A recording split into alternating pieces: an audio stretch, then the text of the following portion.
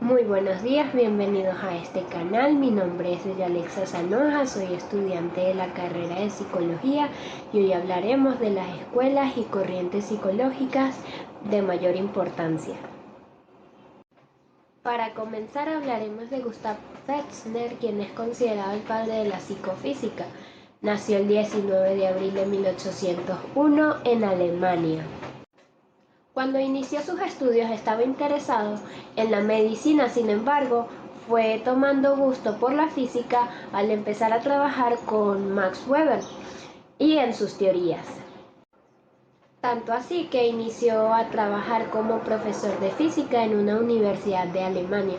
Sin embargo, por un problema de ceguera tuvo que dejar su trabajo y esto lo llevó a una profunda depresión.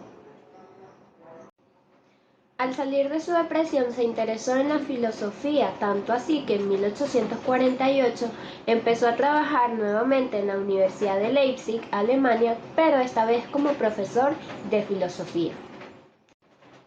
Durante este periodo de tiempo, de 1848 a 1860, desarrolló grandes estudios para la psicofísica y es en 1860 cuando es declarada como una ciencia.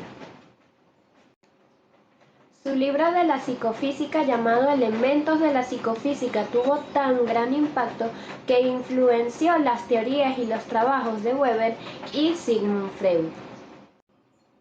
Dando paso al siguiente punto de hoy, hablaremos sobre el estructuralismo, que es una escuela psicológica que estudia los elementos de la mente sistemáticamente, fundada por Wilhelm Wundt.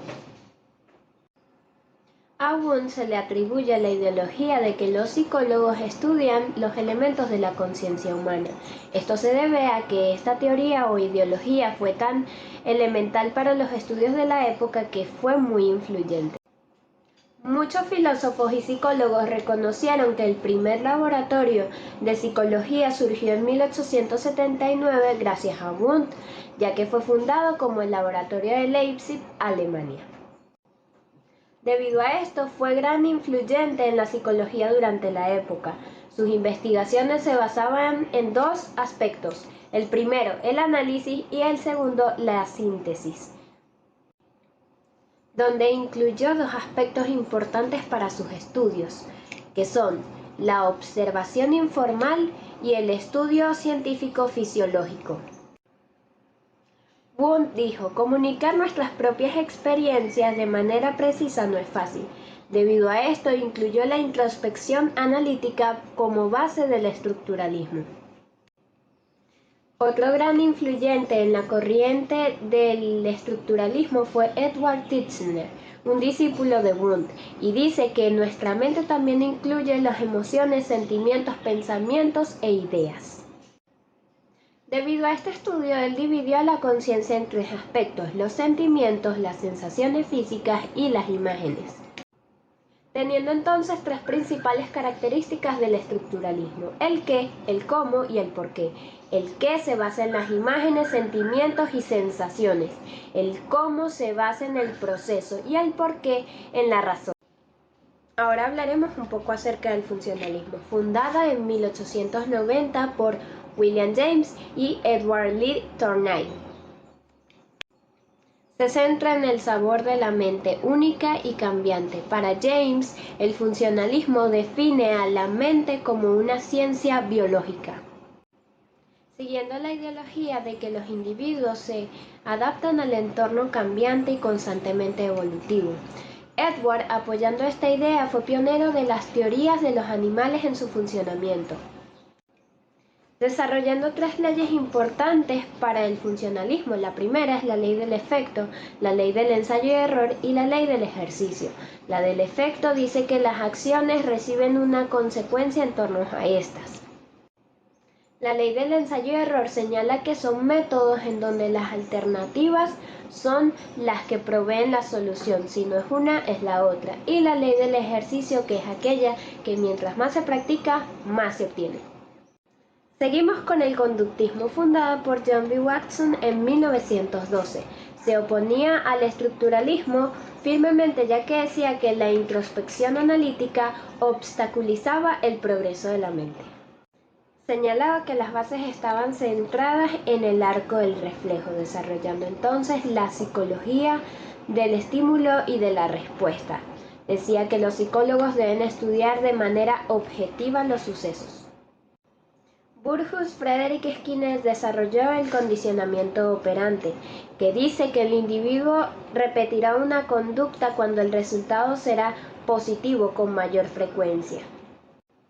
Es decir, el objetivo del conductismo es estudiar la conducta humana ante el condicionamiento natural, cómo actúa dependiendo de las situaciones que se les presente, e igual con los animales. Ahora hablaremos un poco acerca del neoconductismo desarrollado por Edward Tolman y Clark Hull en 1930. Tolman propuso que la necesidad de los animales se basa en interactuar con los objetos para encontrar soluciones pertinentes a sus problemas. Hull quería descubrir de qué manera actuaban los elementos internos ante una situación para poder deducir los resultados antes de obtenerlos, para así explicar el comportamiento en sucesos específicos, pero para esto se necesitaba saber cuál era el comportamiento problemático, con cuánta frecuencia sucedía y con cuánta intensidad. Ahora hablaremos un poco acerca del psicoanálisis, cuyo padre fue Sigmund Freud durante 1896, que ésta surgió, dividido en tres aspectos: las teorías psicodinámicas, el inconsciente y la formación de las personalidades.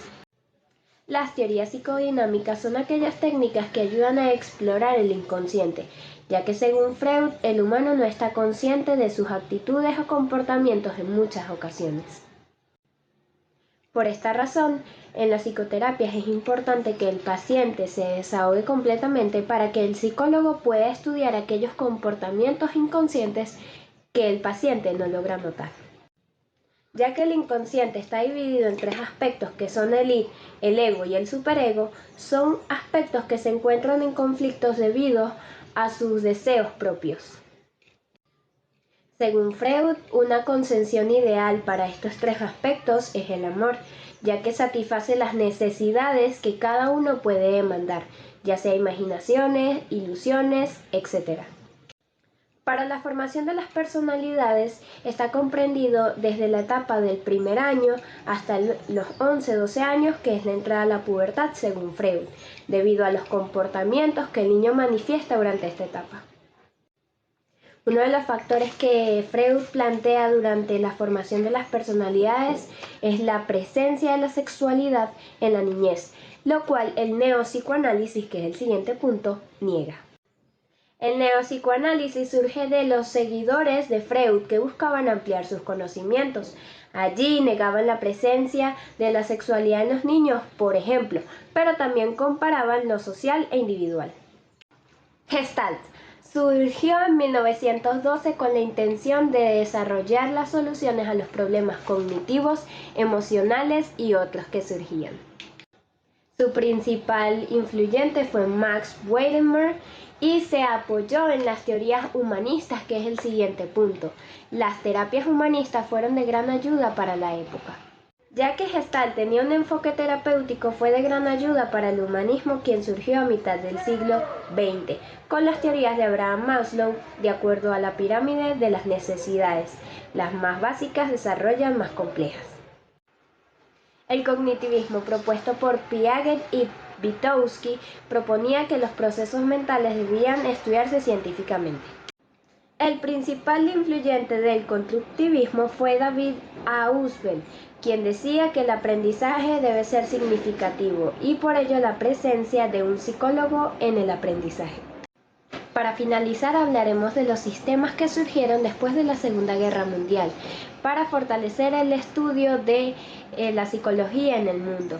Principalmente Herbert Simon fue influyente de esto, con el desarrollo de computadoras e instrumentos psicológicos que permitieron la evolución de la psicología en el mundo. De esto es importante decir las perspectivas psicológicas que pueden surgir. Es importante decirlo porque cada quien puede tener una perspectiva diferente, según las corrientes que ya hemos explicado en el presente video. Cada corriente nos da una perspectiva psicológica diferente de todo lo que hemos hablado hoy. Por eso es importante saber que puede ser muy diverso nuestro punto de vista con el de las demás personas. Para finalizar, gracias por su atención. Y si desean extender o ampliar sus conocimientos de lo que hoy hemos estudiado, en la cajita de descripciones voy a dejar las principales referencias que he utilizado para la investigación. Muchas gracias.